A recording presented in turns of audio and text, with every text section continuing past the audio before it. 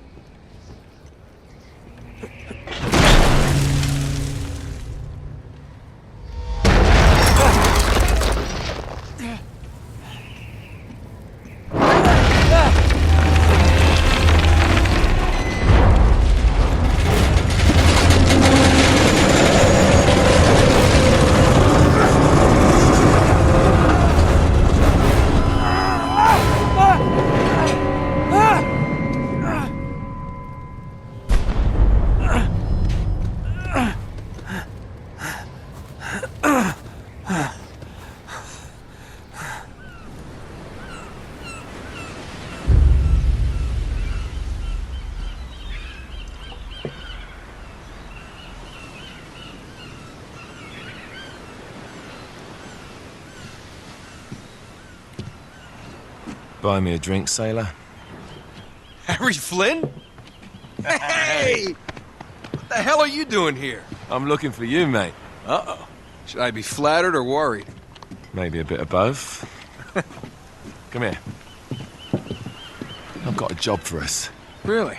The client is willing to part with a huge sum of cash if we acquire a certain object for him. All right, I'm listening. Now, you're not gonna like this. Oh, no. No, you're out of your mind. Yeah, you just hear me out for a second. Flynn, we both know two people who were killed trying to lift something out of this place. And one who made it out. Yeah, barely. I can't do this without you, Drake. You're the only one who's cracked it, and you know better than anyone it's a two-person job. No. 3, actually. Right. And speak of the devil, here she comes now. What? Chloe Fraser. Nate. Drake. Nathan. Drake. Hello, Harry. Chloe here's one of the best drivers in the business. She'll take good care of us. I bet. Right, look. I've got it all figured out. We go in through the sewer. Loving it so far. That puts us in the courtyard. From there, we scale up the wall, run across the rooftops, and just drop down into the exhibit hall. Bob's your uncle. And what is worth all this trouble, I hear you ask? I didn't, but go ahead. But that's it. An oil lamp. Yeah. It's worthless. I don't get it. Neither do we. That's why we tracked you down.